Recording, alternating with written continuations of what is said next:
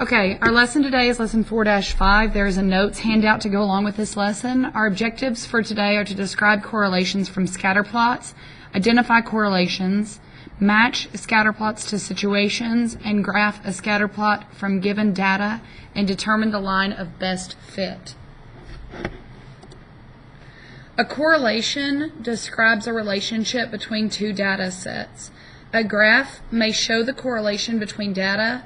The correlation can help you analyze trends and make predictions. There are 3 types of correlations between data. You do not have to write that down. We're going to look at those 3 types of correlations on this PowerPoint, but they're also at the top of your notes sheet. The first type of correlation is a positive correlation. It says both sets of data values increase, and you'll see here that the line goes up. With a positive correlation, you can see here that both your X and your Y are increasing at the same time, so your data points are going up. The next type is what we call no correlation, meaning there's no relationship between the data sets. So you can see here that your dots are all over the place here. Your X may be low, your Y may be high. It doesn't matter. It's all over the place. There is no distinct line. You can't distinguish a pattern in the data sets. The third one is a negative correlation, and it says one set of data values increases and the other set decreases. So as your Y goes down, your X goes up, which makes your data points appear to be going in a downward line. So again, you don't have to write anything down on this slide. All of this is on your worksheet.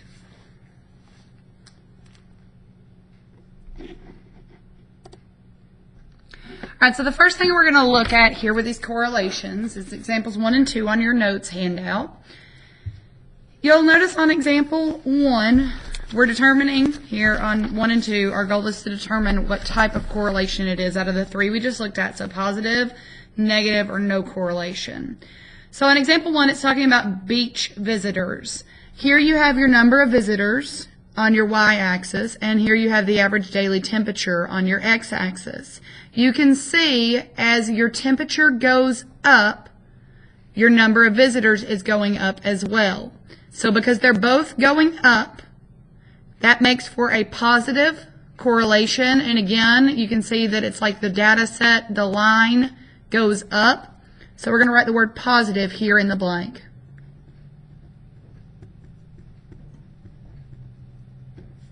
So write the word positive there in the blank. Now let's look at number 2. It says cookies taken out of the oven. Your temperature is here on your y-axis, your time on your x-axis, and you can see that your data points, as the temperature goes down, the time is going up. So this is what we call a negative correlation. It appears to be going down in a downward line. As one value goes down, the other value goes up. So this is a negative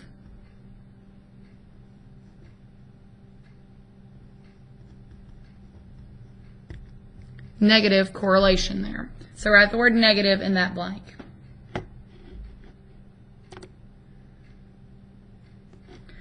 So that covers describing correlations from scatter plots, and the next thing we're going to do is identify correlations. All right, so for number 3, we're going to fill in these blanks, and then we're going to determine what type of correlation we think it is. So for the first blank here, it says the average. I want you to put the word temperature in this blank here.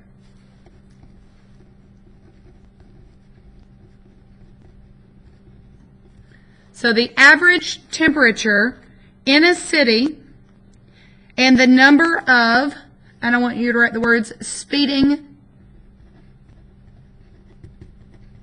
tickets here given in the city. So you have the average temperature in a city and the number of speeding tickets given in the city. Does the average temperature and the number of speeding tickets have anything to do with each other?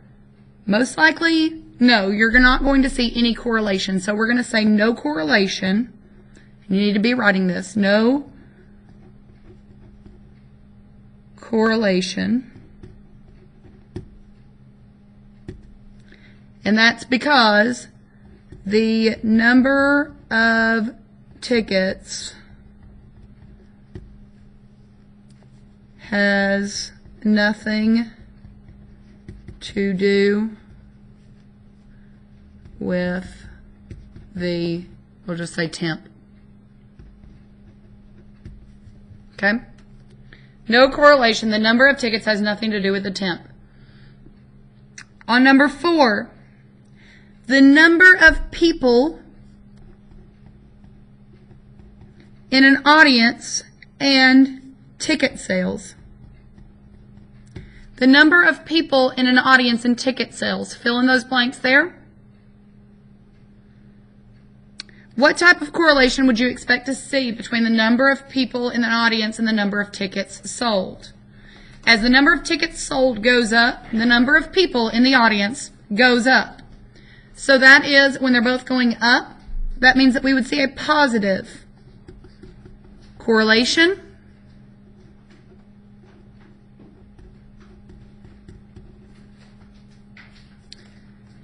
And we're going to say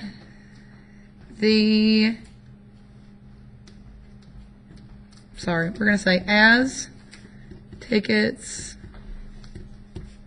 increase, number of people increases. So as the tickets sold increases, the number of people increases. All right, number 5. You're going to fill in the blanks there with the words time and distance. A runner's time and the distance to the finish line. Think for just a minute about what type of correlation you would expect to see here. As the runner's time, as the time the runner has spent running increases, the distance they are from the finish line decreases as long as they're running in the right direction.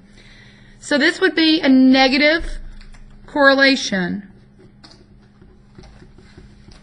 A negative correlation. So write these words.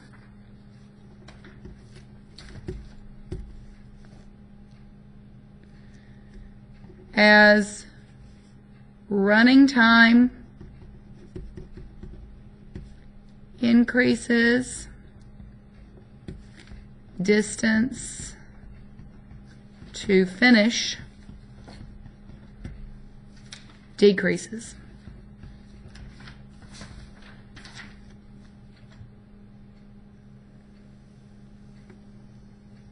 Make sure you have that down. Number 6, we're going to fill these blanks in with temperature and cars. So we can just say, we'll just say temp because I'm pretty sure you know that means temperature, and cars. So the temperature in Houston and the number of cars sold in Boston. Is there any relationship between the temperature in Houston and the number of cars sold in Boston? Hopefully, it's kind of a no-brainer here. There is no correlation.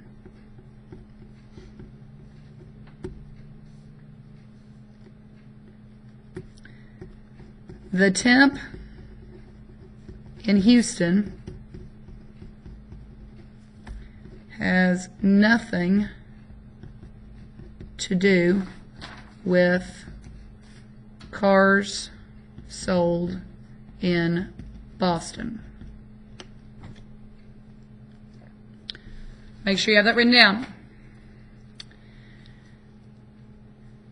Number 7. The number of members in a family and the size of the family's grocery bill. So you're filling in the blanks with family and grocery. What do you think the relationship is between the number of members in a family and the size of the family's grocery bill? You may have guessed that as the family size increases, the grocery bill would probably increase as well. So that would be a positive correlation.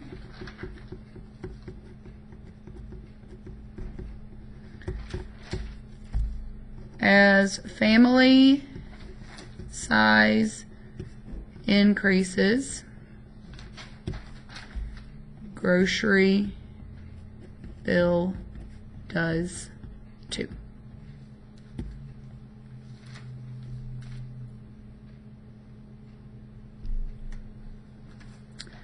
Okay. Make sure that you have all that down before you move forward. You can pause the video now if you need to.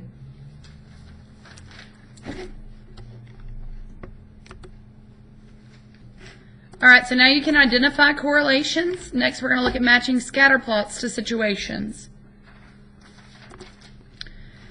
Number 8 says, choose the scatter plot that best represents the relationship between the age of a car and the amount of money spent each year on repairs. These scatter plots are on your worksheet. I want you to think about this for a moment. The age of a car and the amount of money spent each year on repairs. What happens over time in the life of a car? If any of your parents have older cars, or any of you are looking at getting an older car, you're probably aware that usually the older the car gets, the more things start to have to be repaired. So, as the age goes up, what we're saying here is that the cost of repairs also goes up. If you look here at graph A, the problem with graph A is that it starts at -4 years. A car can't be -4 years old. So that's actually impossible when we're dealing with the age of something. It's got to start at 0. So it's not possible for it to be graph A. So we're left with graph B and graph C. What graph B says is as the age of the car goes up, the amount of money that you spend on repairs yearly goes up. What graph C says is as the age of the car goes up or increases, the amount of money that you're spending on yearly repairs decreases. Therefore, graph B is the most appropriate graph for this situation. Graph B. So just kind of circle or put a box around graph B there on your paper. Graph number 9 says choose the scatter plot that best represents the relationship between the number of minutes since a pie has been taken out of the oven and the temperature of the pie. Explain. Number 9 gives us a relationship between the number of minutes since the pie has been taken out of the oven and the temperature of the pie. So if the pie has been out of the oven 30 minutes, it's saying that the temperature of it will have decreased. Graph A is saying the temperature of it will have decreased drastically since it was taken out of the oven at 0 minutes. Graph B, again, has negative time, so it's showing it like in the oven. But the question is, which graph shows since it's been taken out of the oven? So we're looking for a graph that begins at 0. And graph C says that the temperature of the pie has increased since it's been taken out of the oven. So hopefully you realize that graph A is the correct answer. Graph A is the correct answer because it shows the temperature decreasing as the pie has been taken out of the oven. So you can write that down there on the line underneath the graphs. That graph A is correct because the temperature of the pie decreases after it is taken out of the oven. You can pause the video if you need to write that down.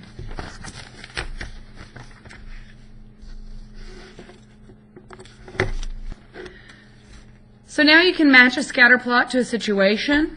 And next we're going to look at graphing a scatter plot from given data and determining the line of best fit. Alright, so starting with number 10, it says cookies in the jar. We're going to plot the given data points, and then we're going to draw our line of best fit to determine the correlation. Cookies in the jar. The time since baked is what's down here on our x-axis, and the number of cookies in the jar are up here on our y-axis. So the first thing we're going to do is plot each of the given points. It says time since baked, 1 day. 1 day is here.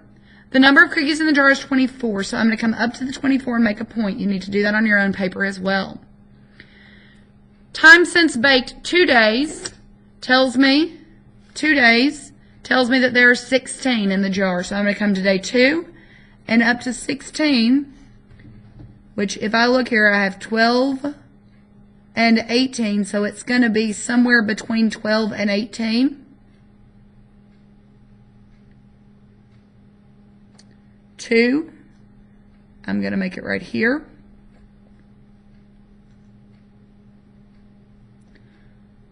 Is that right?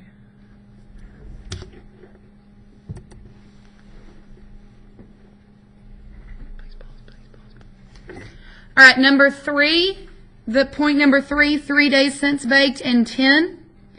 So I'm looking here, 3 days since baked and 10, which is going to fall just below the 12. And then day 4 since being baked, there are 7 cookies in the jar, so that's going to be just above the 6. So day 4 and just above the 6. Now I have to draw my trend line. I'm going to need a ruler or a piece of paper, something with a straight edge, in order to draw my trend line. And my goal with the trend line is to have as many spots on my graph below as I have above my trend line. So I'm going to come right here and draw my trend line. And you can see that I have 2 spots. I could have drawn it a little bit closer, but I have 2 spots essentially above my trend line and 2 spots below my trend line. So these 2 above and these 2 below. It's close enough. I tried. And it's showing me when I draw this that my line is going down, so that tells me that I have a negative correlation. So it is a negative correlation.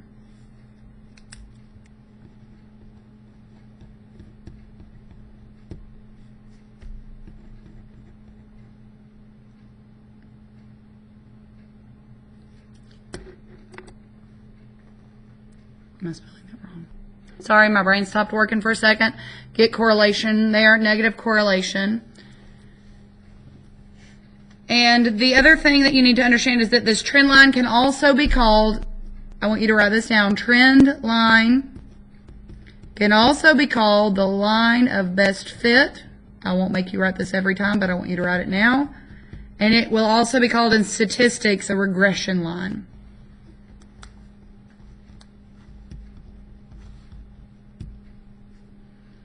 So you may hear it called a trend line, a line of best fit, or a regression line. So I want you to be aware of all of those terms. So go ahead and get those down.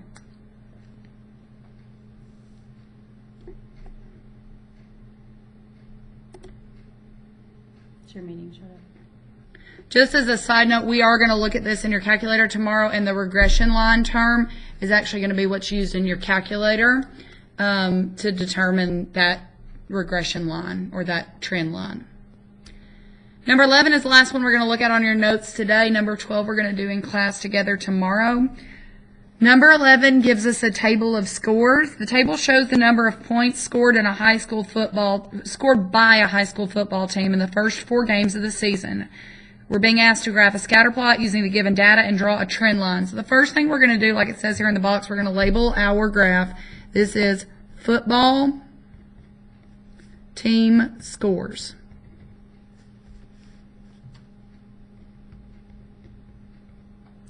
Football team scores. At game 1, they scored, well, I'm sorry, we need to also label our axis. This is points scored.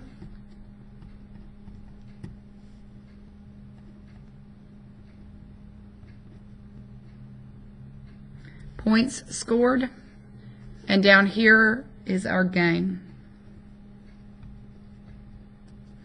All right, so my table tells me that in game 1, they scored 6 points. So I'm going to go game 1 and just above the 5 to show that 6 points.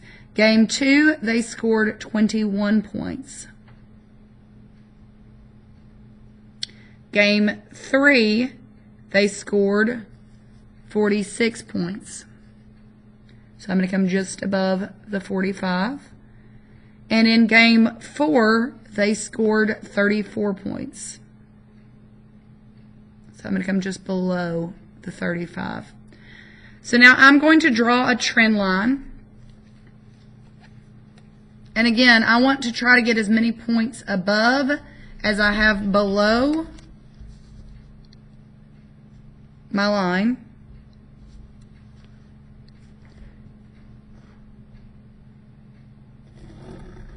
So I'm going to draw it right here where I have 2 points above and 2 points below. And according to this, my trend line shows that the trend is going up. So if it's going up, it means that as the number of games increases, the number of points scored also increases. If they are both going up, then my correlation is positive. So I'm going to write the words positive correlation to show that my trend line is showing a positive correlation. Get that down before you move on. This is your last example for the day. We are going to do, again, number 12 in class tomorrow. This is the end of your video. Thank you for watching.